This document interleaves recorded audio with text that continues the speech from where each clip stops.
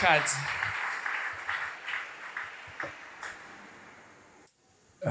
Imana ishimwe cyane.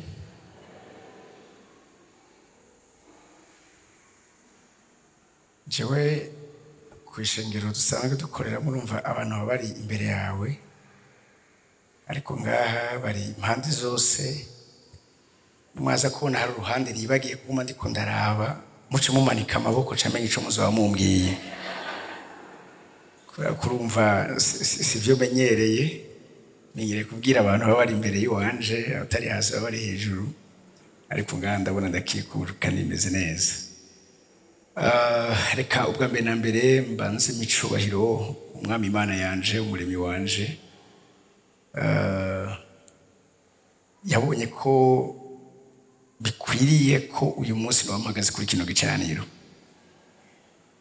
Nibaza ko ni rya mbere jewe ntumbiwe mu ishengero rya Emmanuel, ariko bisa abagenzi benshi n'abapasitori n'abakozi b'Imana batandukanye mu ishengero rya Emmanuel, ariko utumirwa ku gicaniro cya Emmanuel ni rya mbere. Rero ntaco mfata ibisanzwe cyangwa se ndabifata ibisanzwe, ndazi navyo ico bisobanuye mu buzima bw'iwanje. Shimire uburongozi ku rwego hejuru,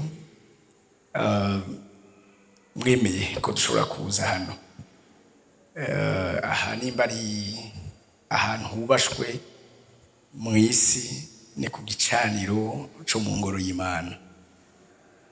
Rero ndabashimiye cyane muvyeyi ko namwaremeye tugashobora kuza. Mpezagire n'Imana ko yaciye ko kugira ngo dushobore gutumirwa. Umukozi w'Imana Sylvestre nawe sinari ndamuzi, mugabo ngo inshuti nziza ikwereka cyangwa ikaguhuza n'izindi inshuti nziza. Twamenyanye nawe biciye kuri Apotre Apollinaire, nawe n'umuntu nubaha. Sinamufata gusa nka mukuru wanje, ndamufata nk'umuvyeyi. Rero ambwiye atari umuntu ushaka ko mubonana, naragamburutse tuganiriye, numva umutima wanje uramukunze, hanyuma iyi programme irabaho. Ndashimiye namwe bwe ishengero mwese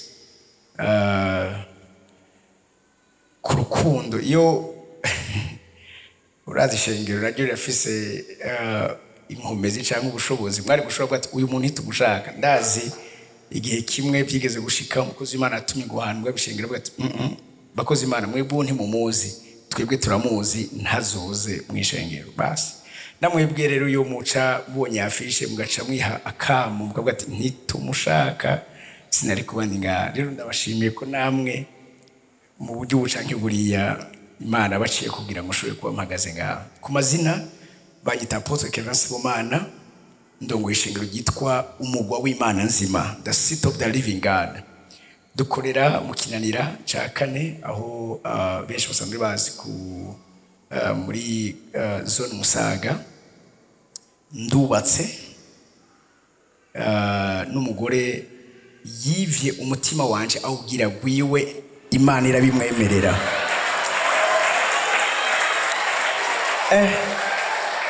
Ko muciye muvyuka murakunda urukundo.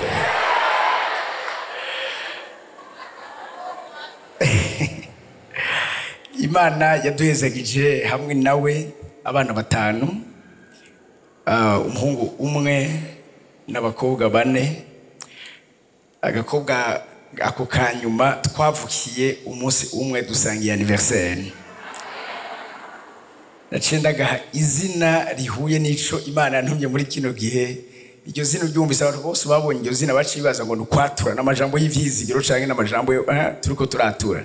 Yitwa Icaka Prayer Altar, igicaniro caka c'amasengesho mu rurimi rw'ikirundi. Kandi n'uyu munsi nje kubaganiza amabanga y'ibijanye n'igicaniro c'amashimwe. Amen. Rero ndanezerewe. Hari abasanzwe bazi iri jwi. Umunsi umwe hari umugabo twahuye yarakunda kumva inyigisho dutanga ku maradiyo, mugabo ntiyari bwigere ambona. Hama umunsi umwe aramubwira ati urya niwe wa mukozi w'Imana uhora wumva. Acaranyigira ambwira ati vyakwe niwe ntego.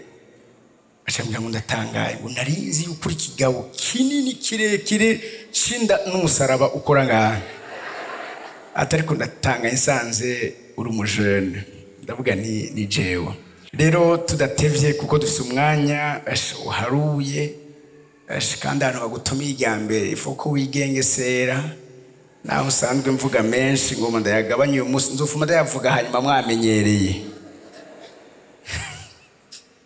Imana ishimwe cyane ni muntize gatoya Zaburi ya 22 ku murongo wa 3 ndasa gucishamo nigishe mugabo kandi ndifuza kubiba iyi mbuto muri mwebwe kugira ngo igihe cyose mwame muri abantu bubakira uhoraho ibicaniro vy'amashimwe uko bukeye uko bwije amen. Sindi ko umuntu azi gusoma neza ikirundi bamumpera mikrofone azaramfasha ndakunda ko baza baramfasha gusoma. Zaburi 22 ku murongo wa 3. Zaburi 22 ku murongo wa 3. Ariko wewe uruwera intebe yawe ikikijwe n'ishimwe rya Isirayeli. Ariko wewe uri uwera intebe yawe ikikijwe n'ishimwe rya Isirayeli. Sitiko musebira y'icongereza mu yintize gatoya kugira ngo tubijane neza. Hari igihe usanga amajambo agomba gusa nk'ayatandukanye gatoya nubwo aba aramwe. Of King James, yes. But thou art holy, O thou that inhabits the praises of Israel. Hano muri no verse bakoresha y'icongereza bavuga ngo Imana ihagaze canke ituye iba inhabit mu mashimwe ya Isirayeli. Mugabo mu kirundi batubwiye ngo ikikijwe n'amashimwe ya Isirayeli intebe yayo. Hariho ibintu biri bashatse kuvuga nubwo mengo biratandukanye mugabo ntibitandukanye. Mu kirundi bashatse kutubwira yuko aho Imana iri hariho amashimwe ya Isirayeli ahakikuje kuvuga ngo bahorana ntajyo baza kwishima. Mugabo aya majambo dusomye mu Congereza nayo avuga ngo aho abisirayeli bariko barashima bari niho Imana iza gushira intebe yayo. Siniko aya majambo abiri muyumvikana yose ni meza kandi yose arafise ico atwigisha. Uyu munsi ngiye kuvugana namwe igicaniro c'amashimwe. Ngira umuntu rero ati igicaniro c'amashimwe. Igicaniro c'amashimwe ni igicaniro kidasanzwe kigize ubuzima bw'umuntu. Nta muntu numwe tubona mu mateka ya Bibiliya yashoboye kubaho ubuzima bwo kunesha hano muri nosi atatawe ico ishimwe rikora mu buzima bw'imhemu canke mw'isi y'imhemu. Ijambo ry'Imana iyo turiko turaryiga tukarisorongora neza turaza gusanga ikintu cyitwa amashimwe ari ikintu gikomeye cyane gihamagara Imana kuza kuba aho umuntu ari karashima ari. Ubundi iyo tuvuze igicaniro n'ahantu canke n'ikintu gihamagara imhemu. Gishobora kuba igicaniro cy'umugwanja cyangwa igicaniro c'Imana mugabo twese turavuga igicaniro c'Imana. Imhemu zose y'abambi na nziza zirafise ibizihamagara. Igicaniro ni kimwe mu buryo bwiza canke bubi bihamagara canke gihamagara imhemu. Umuntu hano muri nosi yasizweho kugira ngo munyumvirize neza ashigikirwe n'ubushobozi butava hano muri nosi kugira ngo ashobore kubona ari karatsinda canke ari karashika mu bintu bikomeye. Nta muntu numwe akakana mukandiki ahantu nta muntu numwe yihagurutsa adahagurukijwe. Nta muntu numwe yikomeza adakomejwe. Umuntu wese uzobona akomeye hari kiba kimutera gukomera. Iyo mubona hari abantu basura kugarwa kugira ngo je uranzi abazi ko afise ico yishimirije numva amenye meseza muri kibanza. N'abana b'Imana natwa hari ivyo tubwirizwa kumenya neza bibwiza kudushigikira kuko iyo bitameze gutyo turabona kenshi hariho abatsindwa hariho abananizwa hariho abantu baremegwa rimwe na rimwe bikaba bibi bakabivamo, abandi bagatsindwa bagafatwa mpiri. Aho ushobora kubona umuntu yahoze akora Imana n'akarorero mugabo asigara umukozi wa Satani. Aho umuntu yahoze aririmbira Imana umwuka bari byakora neza agasigara aririmbira isi na Satani. Vyagenze gute ngo akoroke ava aho hantu yarari yisangara aho hantu yararushijwe inkomezi ntiyaronka ikibwirizwa kumushigikira. Uyu munsi ngiye kuvuga igicaniro c'amashimwe nk'ubufasha ukeneye mu buzima bw'iwawe ku kintu cyose uba ukeneye.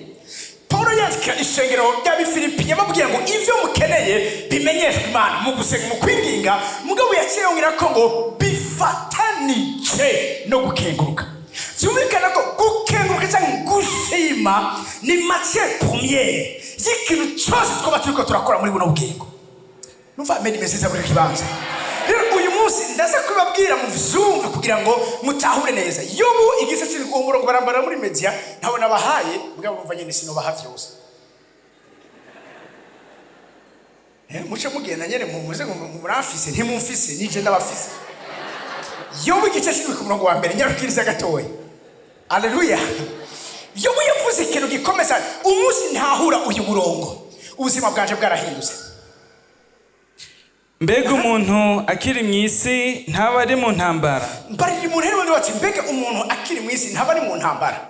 N'imisi yiwe si nk'iy'umucangero. N'imisi yiwe si nk'iy'umucangero. Ngiki kintu kizogufasha kubaho neza muri buno bugingo. Baho nk'umusirikare gihe cyose ari mu ntambara. Baho nk'umucangero ari ngaha mwisi. Ibintu bibiri. Urase abantu binyagishije n'abantu bibashije ko bashize. Mbwira umuntu ati ntiturashika. Urugendo ruracyari rurerure. Haleluya. Yobu yaduhaye formule y'ubuzima.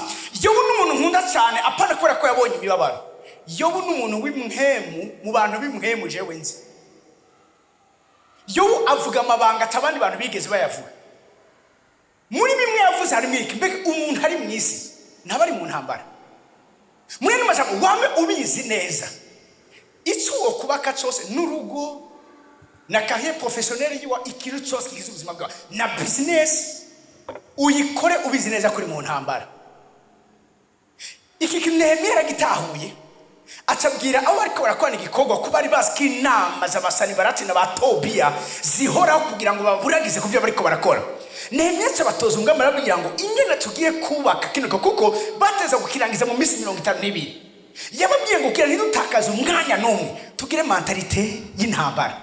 Umwase kuba afise mu kuboko kwiwe kw'iburyo icyo agwanisha inkota, ukundi kuboko gufate icyo yubakisha. Mu yandi majambo icyo uri kurubaka kibiza kubakigwa ikindi cyo kugicungera cyangwa cyo kugitingira.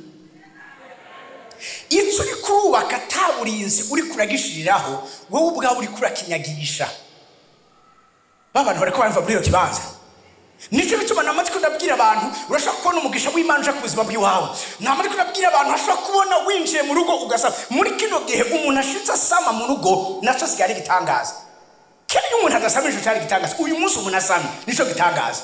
Mugabo kubera abantu benshi basigaye babane Imana asigaye araba civile asigaye ari abantu bikwegera mu vy'ubugingo, icyo atangura gukora no kwiyumvira kuja muri studio gufata amafoto yiyonda itaranakura. Mu minsi mikeya hari uwunzi yo ndabivuga cyane ndabireke yaragize mariage gira mariage no mu diaspora, hanyuma acibaza abantu bose babinezerewe babikunze akantu kose yamuhaye kado yatishira kuri statue, yamuguriye igitenge yacagishiraho n'amajambo menshi n'imitima myinshi. Murabibona ibigezweho muri kino gihe. Nta misi yaheze bachi bamutera pese murayizi, acagira umubiri nk'uw'igikere nk'uw'ingona. Yamafoto yahora ashirako ntiyashobora kuyashirako. Umugabo barandondera ambwira ati dutabara bimeze kumwe katura mu mpamagarire. Nkimubona ndamubwira nti urazi cyo uri kurazira none uri kuzira. Nimwe mu bivuze shinda bivuze uri kuzira ubwana, uri kuzira ubujuju, uri kuzira kwishushanya n'ivyiki gihe. Nimba biki gihe icyo bakeneye ari uguposta imposter wewe wabwirizwa kumenya neza kusaba dabura manzi umenye umuryango uvamo. Nimba uva mu muryango wafise amashari ukaba uri kurasira ko ivyiza biriko birakubako, hari abafise abana bataraza mu ngo bazogukorerako. Muri meza z'ubwiro reka kuba content, reka kuba icyo bafatira ko na Satani. Umviza Satani niwe yamye abikora kuva kera. Bivuga ngo niyigende agira icyo ahagazeko. Nturi kurasenga hakuze imbere y'Imana ngo bakige cyane cy'amashimwe, uriko uriyandagaza, uriko uravyumva, ntuzi kuva cyane uri mu kibanza udakunzwe na gato. Bigenda gute ngo utambana na mukeba kubita urugoye? Murambabara mwatumiye umusirikare. Haleluya. Sinda vyanse mugabo namatwe ndabwire abantu, si vyose byo gushira ku mbuga, si vyose abantu babwirizwa kumenya. Umuntu w'Imana biza kugira ibanga muri we. Imana yakubwiye neza, umviriza, si misi yo kutegerezwa kubivuga. Hari igihe Imana ikora ibintu ukabanza ukarindira.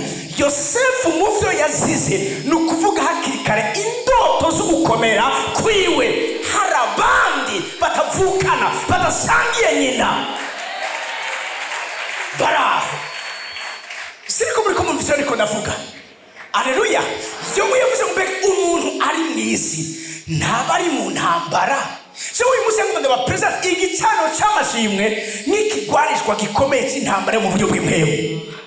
Abantu bose bazi ko amashimwe gusa bikuza tugatamba tugashimana.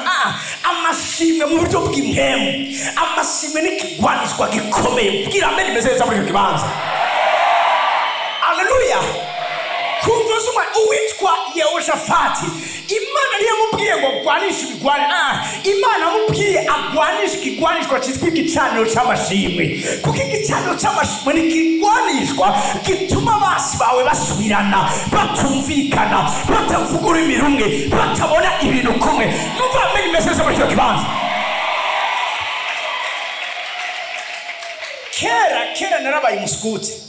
Hari ibintu bari batwigisha mu masinyi bavuga ngo tromper l'ennemi, kuresha umwansi wawe, ukamuhenda nk'akarorero. Urashobora kwambara ibirato ubicuritse, uri kuragenda kuri wazo kwibaza kuri ko ugenda hariya. C'est tromper l'ennemi. Igicaniro cy'amashimwe nagiye gusanga nico gicaniro gishoboye gutera confusion abansi bawe. Yo Amerika idashitse ngaha. Haleluya. Kubandika twihute kugira ngo dusome kandi amajambo y'Imana. Ubwa mbere igicaniro cy'amasengesho cy'amashimwe kijana n'intambara mu buryo bw'impeho. Ica kabiri ni ikigwanishwa cyo mu buryo bw'impeho. Igicaniro cy'amashimwe munyumvirize neza, si evenement. Ego nivyo umengo muri amaskumenyere ko indwi ya nyuma irangiza ukwezi muri Emmanuelkigobe niko ambwiye. Mwamufisiye ikwane cy'amashimwe. Ego iyo ni programa y'ishengero. Mugabo wewe gushima ntibwiza kuba programa, gushima ntibwiza kuba evenement. Sinigenda kiva mu Kirundi. Gushima ntibwirizwa kuba ibintu ukora wateguye. Reka cyangwa kino kintu si option ni obligation. Si ivyo uhitamo cyane wiyumvira gukora ni tegeko kubwiza gushira mu ngiro.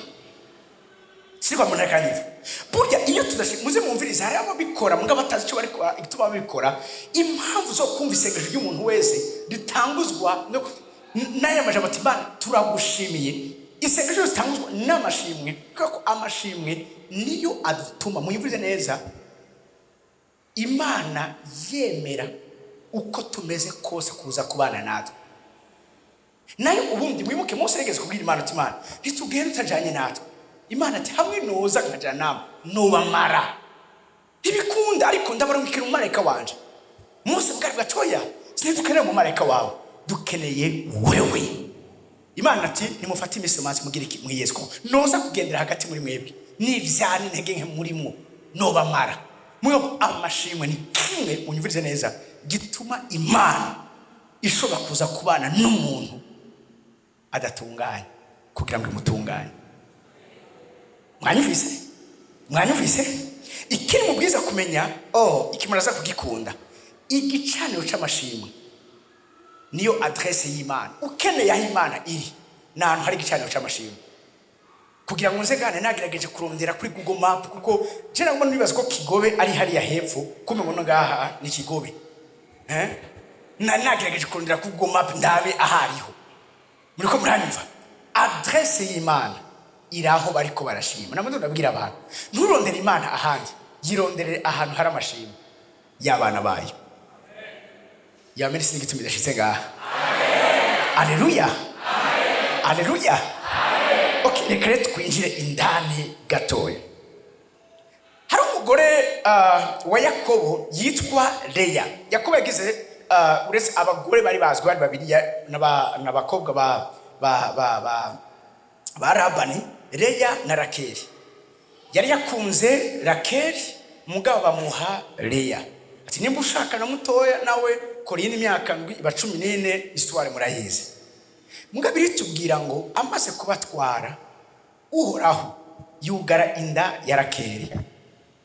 Imana ica yugurura inda ya Leya. Leya niwe yatanguye kuvyara imbere ya Rakeli.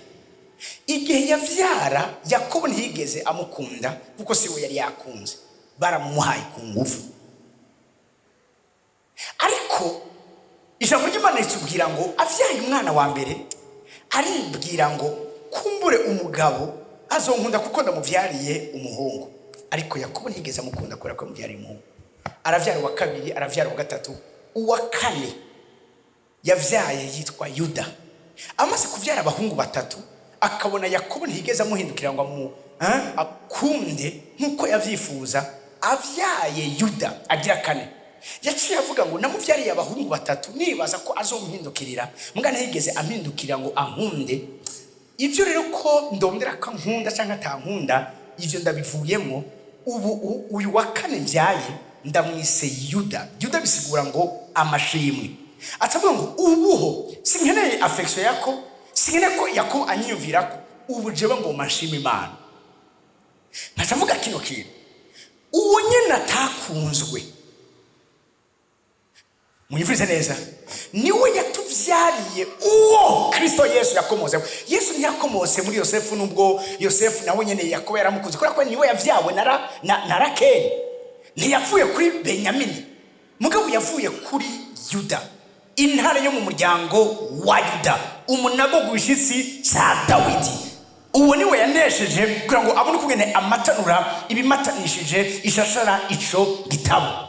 Reka wawundi munyumvirize neza, wawundi atakunzwe, wawundi atigeze abakonsidere, niwe Imana yahaye kuvyara umwana yitwa amashimwe.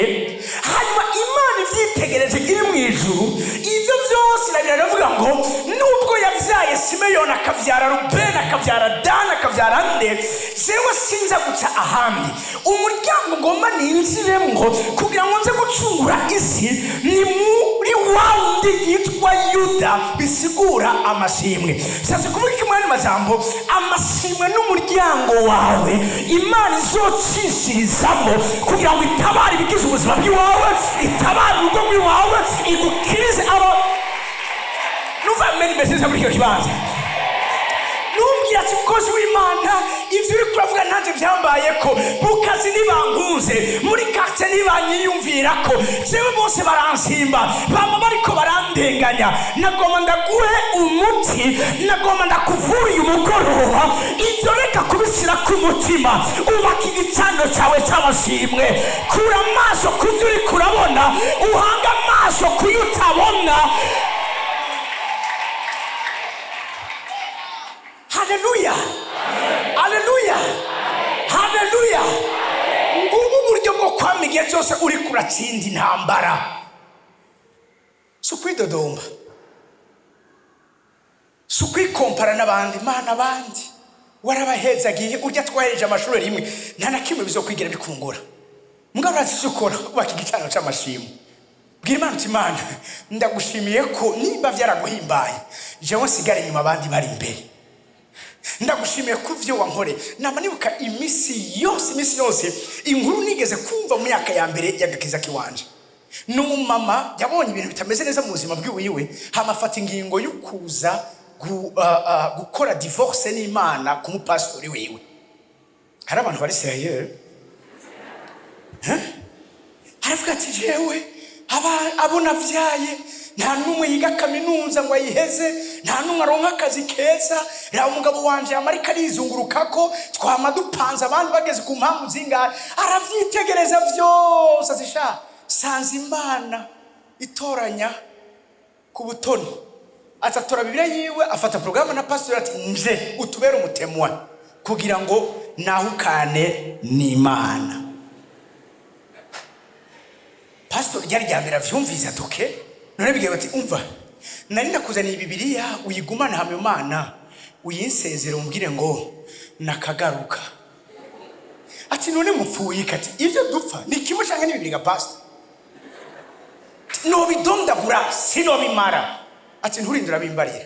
Ati mugabo none muri ivyo vyose imbere yuko tuyisezera nta na kimwe cyiza yaragukoreye. Akanda gakunda cyane yunkunda yikunda cyane nta na kimwe cyiza yaragukoreye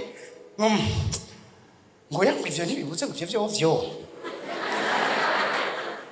ngo ariko ngo ivyo yakoze ngo cyo ndavyitegereje cyasanga atari uko hari ibintu bikomeye n'abandi nabi bakorera n'abadasengera bibakorera. Atoke usha kunyemera ivyo nyene yakoze tubishimire hanyuma wahukane nayo hama wigire amahoro. Ati sawa. Atoke zamuri sengesho ati Mana ndagushimiye ko wampaye ubuzima. Umva ratanguye pastor nawe ati amen warakoze Mana. Pastor we yazara antona isengesho abaririmbye hari abantu bantonize ariko Mana no ngaha barahari hari abantu wowe kubaza ngo nabasenze kumbe nabantonera bamasengesho aherekeza uri karasenga ego Mana oya vuga kwawe nawe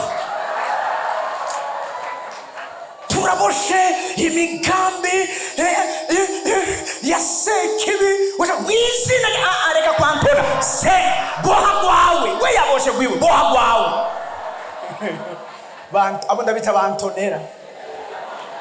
Haro nabandi nabavigire nabakeke nabaseke urumva abandi bariko barasenga bo nibo bajere bakuraye biriko birabo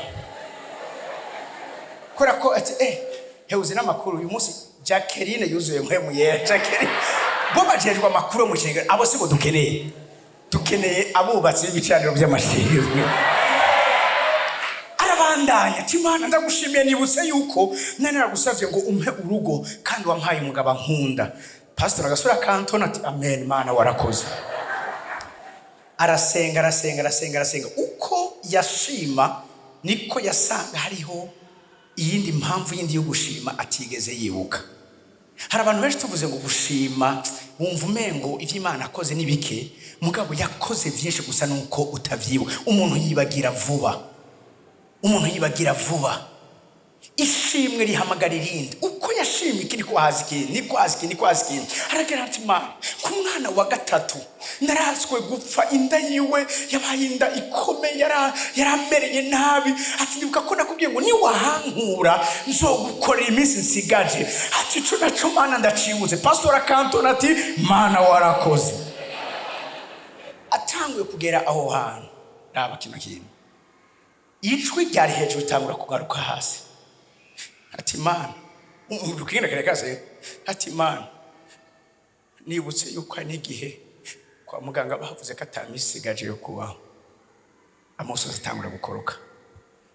Ati naho nyine warahanja bukije. Ati Mana nibutse kandi ko ari igihe twakoze impanuka abo twari turi kumwe bankikuje amaguru acikagurika abandi barapfa amaraso ntarukirako. Ati njyewe navuyeyo nkomeye bigeze ngaho biranga kasubira kuvuga atangura kumva musozi menshi muri we. Aca aravuga ngo Mana sanze ivyo wankoreye ari ivyo vyinshi kuruta ivyo mbona utarankorera. Aca aravuga ngo none ga Mana kuba nkoreye ivyo vyose mbega no kuva ko nkajahe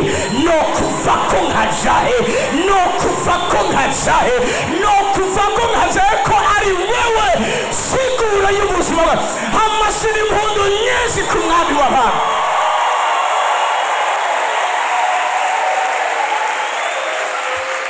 Harakarimbo nkunda sinzi ko baza kukadufasha nk'umukazi. Imbaraga zawe Uwiteka Mana nitumye nongera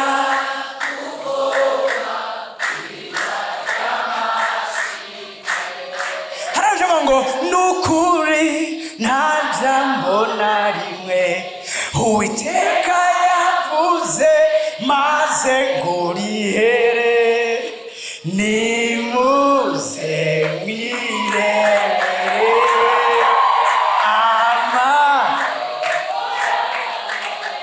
nimuze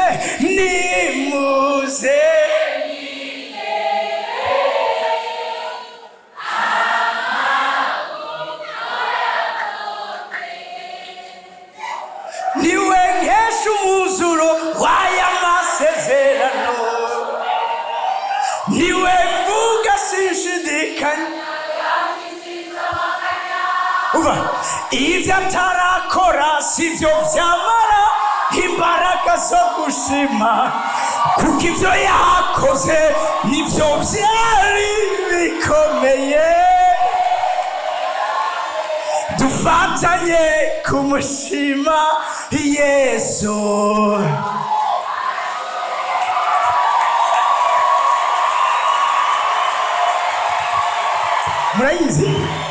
Murayizi ndaza gukura kiminota 3 mu butumwa bampaye umwanya za kuvuga ako turaza kugashirako. Haleluya. Ivyo atarakora sivyo bikwiye kukumara imbaraga zo gushima. Yuva ameni meseza muri kino kibanza. Hari igihe twibagira ko ivyo yakoze nivyo vyari bikomeye kuko iyo atabikora twari kuba tugeze aho tugeze uyu munsi.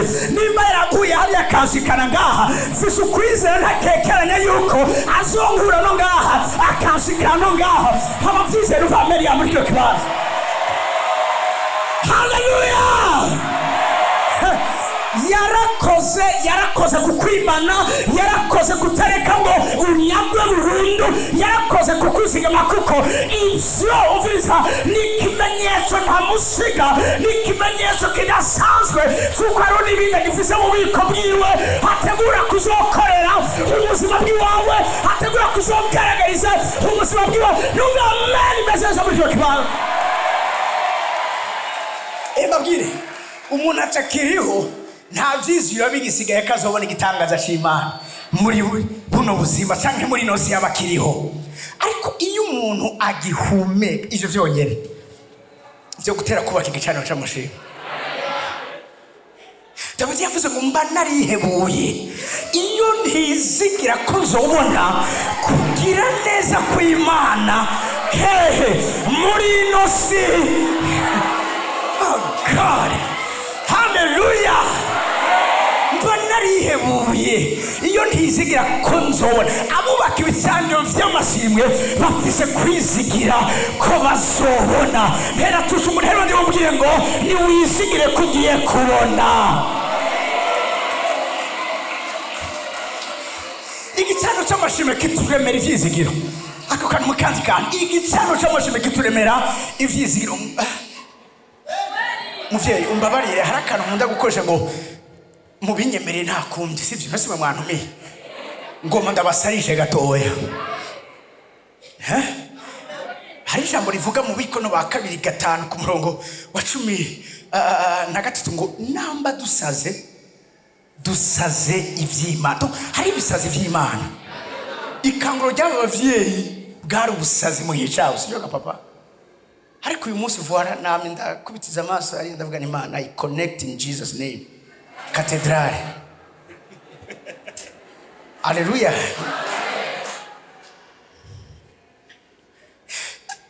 Somera pasa somera abaroma igice cya 5 usomere ku murongo wa 3 dushikane ku murongo wa 5 cyane ngume ngoma ndabasarishe gato ibisazi vyamwemo sivyo no igicaniro c'amashimwe kikuremera ivyizigiro. Umuntu ashima biragoye kumuca intege.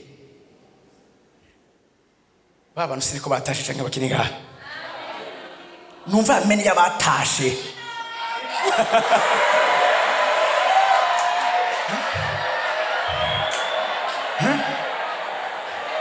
Hallelujah.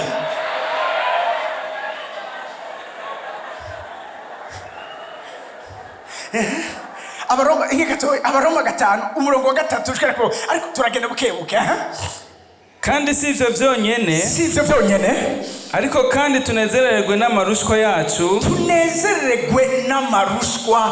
umuntu yubaka igiciro cy'amashimwe n'umuntu yatawe ko amarushwa ndabasashe gatoya n'umugongo uhetse inyishu zawe iri jambo ntibaryumvise subiremo amarushwa n'umugongo igihe cyose Imana yamihekesha inyishu zawe intahe zawe ibitangaza vyawe kuja imbere kwawe ibimenyetso n'utwumvisa ku buzima bw'iwawe igihe cyose Imana yamibihekesha amarushwa. Iyo mbonye umuntu ariko arahohotishwa camenya neza yuko uwo muntu ejo hiwe hazoba araho kwifuzwa. No ibisigo nevuga ngo ndabaremesho ya. None se Paulo avuze ngo tunezererwe yari kuvuga ngo tuyanezererwe atazi neza ko aya marushwa afise ico amarira ubuzima bwacu. Reka ndabayinjije muri izine gatoya y'imikorere y'Imana. Igihe cyose Imana ikeneye gukora ikintu kidasanzwe yamikoresha amatsiko meye yitwa ingorane, amarushwa, kwama, gutabwa, kugira si mwe muranyumva. Ukazabona umuntu ibintu byose byakunze kuma biriko birabwira ego ibintu byose promotion ego ibitangaza ego akantu kose umva atarasenga ngo tutarasenga umva wamaze kubikora ukabona atarasenga Imana amaze kubikora uzumenye neza ko uwo muntu ntafise kazoza gakomeye uwo muntu azoherekeza abakomeye. Eba abantu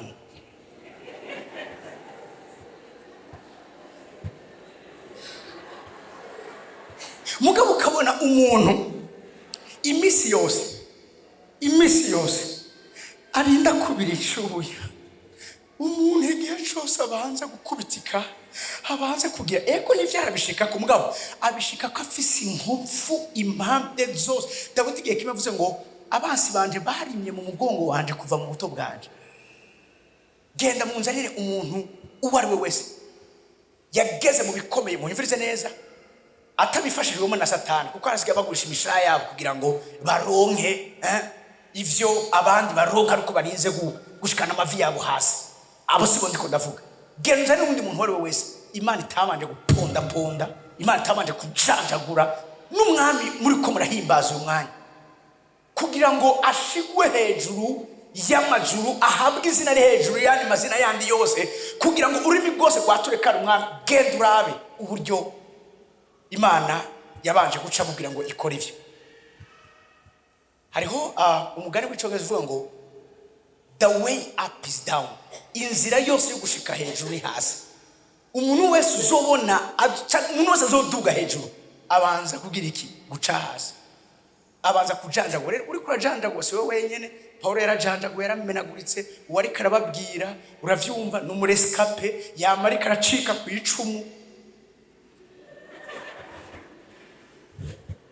Harugeze kumira ngo sha ngo waratomboye ninatomboye iki kugira amasukse ngungana gutyo ngo kiri muto urumva ngo hagarara imbere y'abakomeye nibiki ngo waratomboye ngo ico bimpananje ne uraje inshuro nama nasavye Imana ngo inyice. Yego uyu mubona harageze igihe kimwe umunsi ndabwira madamu wanjye ariko nta kuntu nuko nawe nyine Imana nyene yagutoranije mu bagore bagowe muri ino se umugore wanje arimo mugapana mu buryo bubi mu buryo bw'Imana kuko hari mu abari mu buryo bw'Imana nyene bandaba okay pastor somera abikono ba kabiri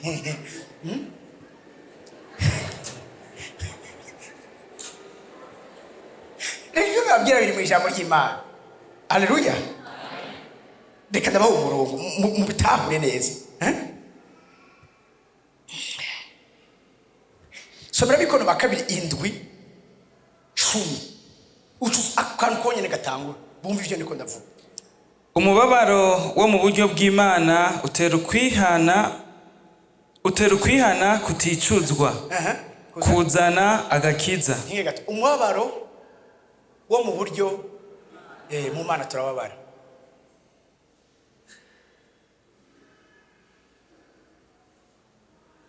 Mu mwanya nanje n'uryohewe nk'abandi bagabo.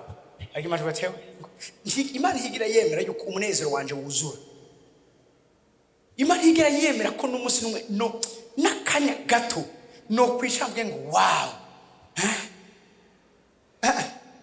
Imisi yose ngiye kugira ahantu Imana ikikubitamo ikindi kintu. Ubuzima bwa n'ama episode y'ingorane n'ibibazo n'intambara surutavana. Muga muri ivyo byose navyo nyene umva ntatse ndamenyera none tugire gute ndashima kandi uramutse kubona kera yumvise umuntu ngo arekara nywa ngo umubirizi mugabo ubu kubera abantu basigaye bikunda wewe ngo kakanyobwa kanje kubera yara umubirizi waratsinze urasoza waratsinze uracika ju.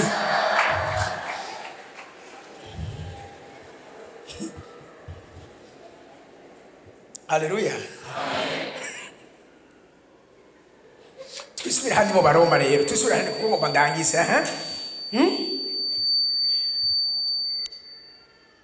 Abaroma tunezeregwe amarushwa yacu. Umvira ikitumubwiza kunezerwa amarushwa yawe kubera ko kuko tuzi yuko amarushwa atera ukwihangana. Amarushwa atera ukwihangana. Nta kwihangana gushoboka ata amarushwa yabaye. Ishure ryo kwihangana. Haleluya. Nako urupapuro rw'umutsindo rwo kwihangana tuba twabanje kwiga ishure ry'amarushwa. Uw'Imana ikeneye guhingura muri ukwihangana hashobora kubona amafaranga atari gwiwe akayihangana, kabona umugore atari gwiwe akamwihangana, kabona inzahabu atari gwiwe akayihangana. Nuko umuntu Imana iba yamwigishirije mu marushwa. Amarushwa atera hano bavuga ngo avyara. Mwanyumvise nshobora kugira kwihangana ufise kwihangana no umuntu yageragejwe kandi Imana iratugerageza kugira ngo ihingure muri twebwe ico cama cyo kwihangana.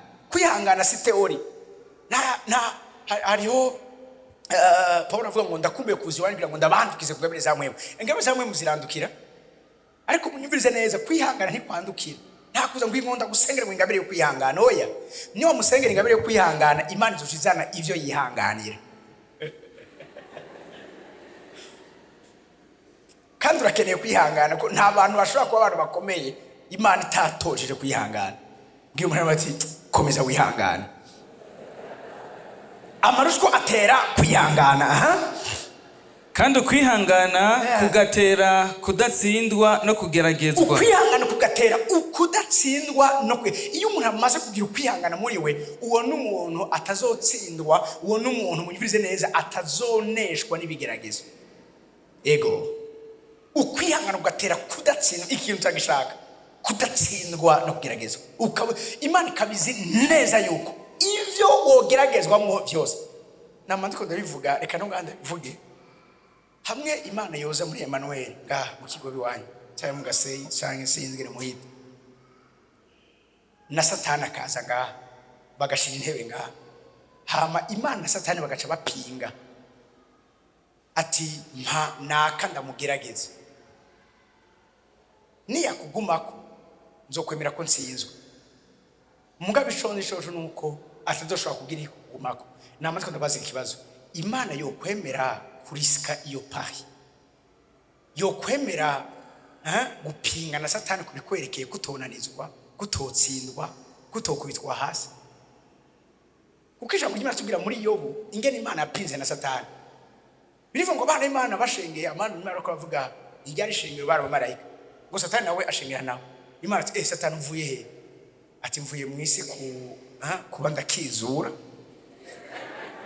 ati none ko ari kurakizura wabonye umusavi wanje Yobu anyubaha ankunda angorokera muri byose. Satani ati igituma Yoba kugorokera ni kubera ko wamuheze waramuzitiriye uzitirira ivyiwe ndetse nabyo ati nyemerera ngende ndabishire ku kiganza urabe ko akugumako. Iyo Imana itaza kuba yizeye kandi yizigiye Yobu, yari kwemera ko Satani aja kumugerageza? Rero ikibazo ni iki? Hamwe Imana uyu mwanya iyo senario yogaruka, Imana yo kwemera gupinga na Satani kubikwerekeye?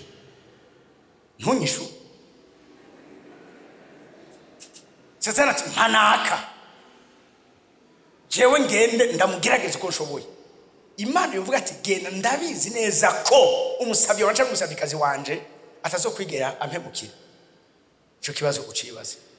Mugabo Imana yakene ko tuba nk'abayobu. Imana ivuga ati umva, genda ugerageze Satani uko ushoboye kose, Yobu aguma arowanje. Kandi Imana yaratsinze, kuko Yobu biva mu byo yageragejwemo vyose, Yobu ntiyigeze acumura ku Mana.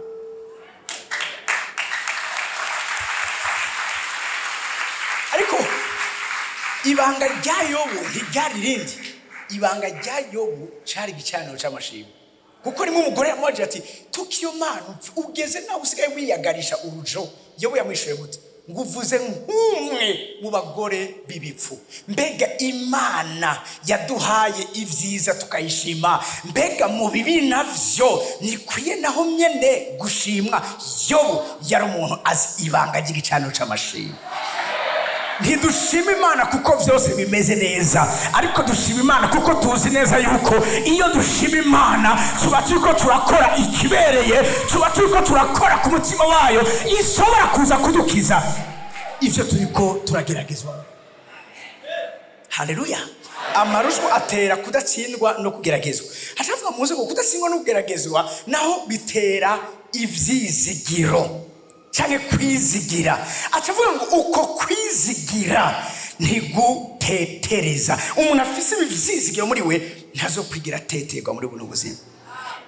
Uraze abo tubona Satani aguma ari karatunyaga mu nzu y'Imana n'abantu batabafise ivyizigiro. Arabona imyaka 33, 34, 36, 40 atamugaba ati oya, ukazoba ameze kose ndamwakira, jewe sinzopfa ndi ngaragu abuziki. Haleluya. Abarundi bashe nabayamara ngo uheza kugoka ibigori bigaca bigira iki? Kubera iki? Kubura kwizigira. Icatumye Aburahamu ashobora gushika mu vyashitsemo aho nyene mu Baroma igice cya ku murongo wa 14 hava mu munyongazi yo yizeye ngo nkubize sekuruza w'amahanga menshi, nkubize ngo niyo Mana izura ivyapfuye yiti bitariho nk'ibintu. Bacakuza akavuga ngo Aburahamu yizera yizigiye ibitoko kwizigiwe. Afivuze ibyo bintu ego nivyo ntibirabo kubishaka. Mugabo reka ndangize kuri ijambo. Ikinyugunyugu kiva mu kinyabwoya. Ubuzima bw'ikinyugunyugu Imana ibuhingurira mu buzima bw'ikinyabwoya. Cha kinyabwoya mubona mugashaka gutora ibirato n'amahiri indani muri cyo. Igituma mushaka kwitera amabuye, mushaka kugikubita ibirato, ni kubera ko kirababa, kirashisha, ntikiryoje. Nta muntu avuga ngo yo ikinyabwoya ngo ni ciza. Umuntu wese abonye ikinyabwoya abona kubabwa. Mugabo iyo gihaye umwanya muri kijya kinyabwoya hatekema agakoko karyoshe kari sympathique kitwa akanyugunyugu, butterfly. Iyo umuntu akabonye kamuguye ko nta numwe ndigira mbona yirukanga kirese kireko wakera muri ninde yaje kubihiga.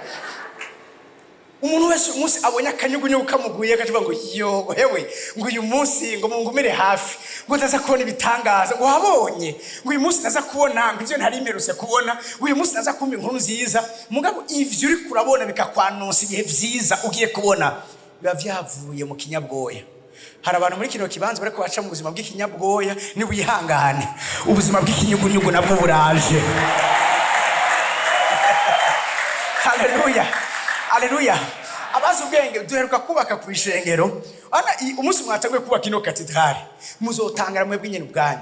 Ntimuzoshoka mubona iki gicapo.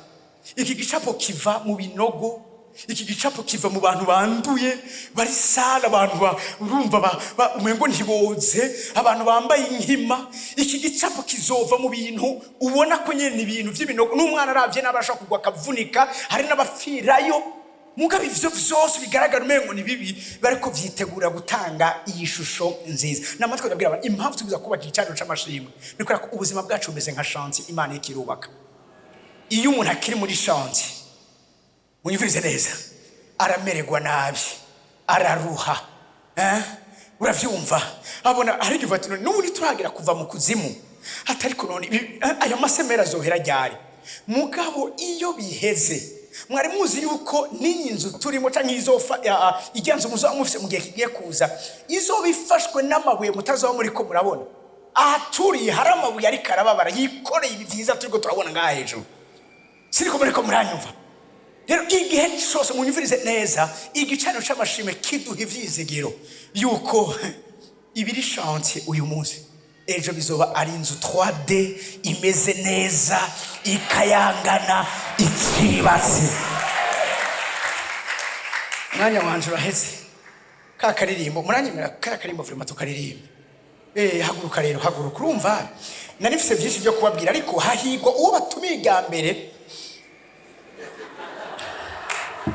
ariko aravuga ntabivuge byose akisigariza kugira ngo baze bongere kandi kumutumira agaruke kuvuga ibyo atahejeje. Haleluya, haleluya. Nukuri na jambo nari oya reka shiramo melodi yanyu. Haleluya.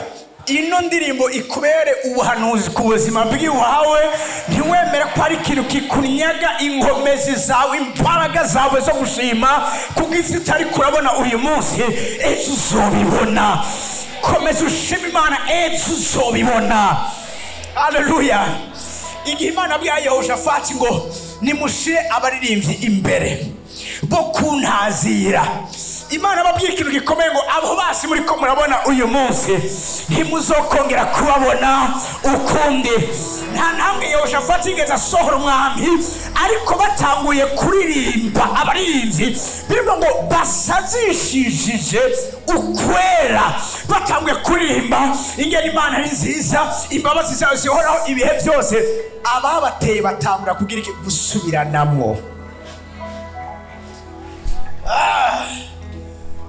Ndagiye kutoga mu ndirimbo nije rero jesho kuririmba note itarabaho mugabo izobaho. Munyemere ndaza ndantona kugira ngo bigende neza. Numvise muri abahinga n'abahanga no abasanga ndavyononye ku munota wa nyuma. Jewe ndaza kwantona.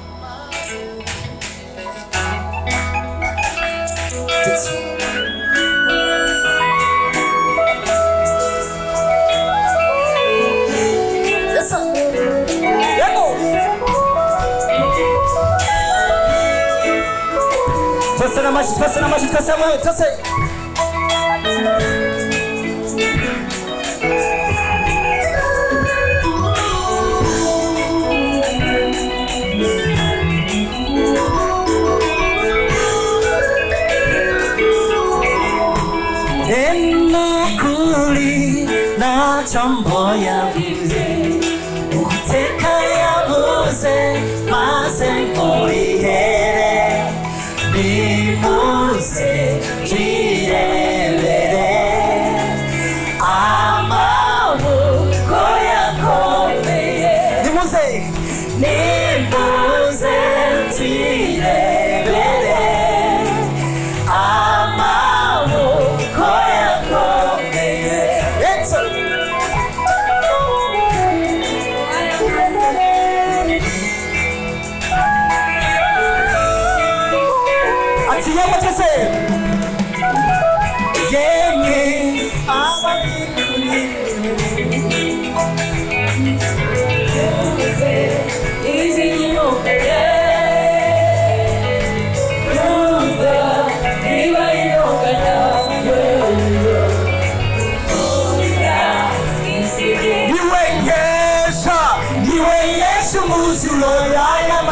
y'amasezerano niwe mvuga nishidikanya yagichinja maganya niwe Yesu munziro y'aya masezerano niwe mvuga nishidikanya yagichinja maganya imbaraga zawe Uwiteka mana yate sinzongera kuvoma kwira y'amashimwe ibyo atarakora sibyo byara imbaraga zo gushima ibyo yakoze ibyo byari bikomeye nawe dufatanye kumushima Yesu nta marira nabonye atamara n'agahinda nabonye atokara ntagikomere nakimwe atomora nukuri Yesu ibyo atarakora sibyo byamara imbaraga zo gushima kuko ibyo yakoze ibyo byari bikomeye nawe dufatanye kumushima Yesu arashoboye amashima sinimpundu ku bantu abantu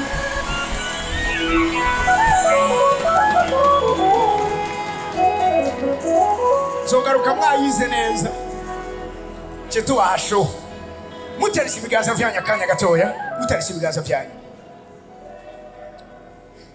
Mana turagushemeye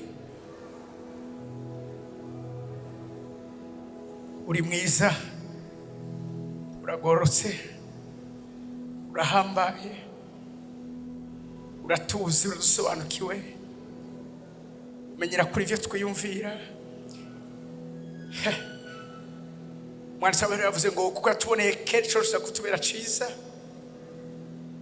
turafise impamvu ikuza imbere yawe tugushima kuko turizera neza dukekeranya ko Mana ivyo utarakora si uko wabaye umunyantege nke wo kutabishobora ariko urazi ico urendereye senge abana bawe Mwami Imana nje kwizeye ngo bakirindiriye bakurindirire ku gicaniro cabo c'amashimwe bakirindiriye kubona ivyo basezerana ivyambaro mwiribana nabo reka babirindire ku gicaniro c'amashimwe bakirindiriye kubona Mwami Imana ubuzima buhindutse basezerana ubuzima bwabo babirindire Mwami Imana ku gicaniro c'amashimwe ntiwemere ko ari ikintu na kimwe kibanyaga ishimwe mu buzima bwabo ariko na ntajya bamenye igihe cyose bariko barabaho ubuzima Mwami Imana bwo kubaka ibicaniro vy'amashimwe bavuga ineza n'ubuntu udahengeshanya kubagirira uzo bukoze mu izina rya Yesu Kristo amen.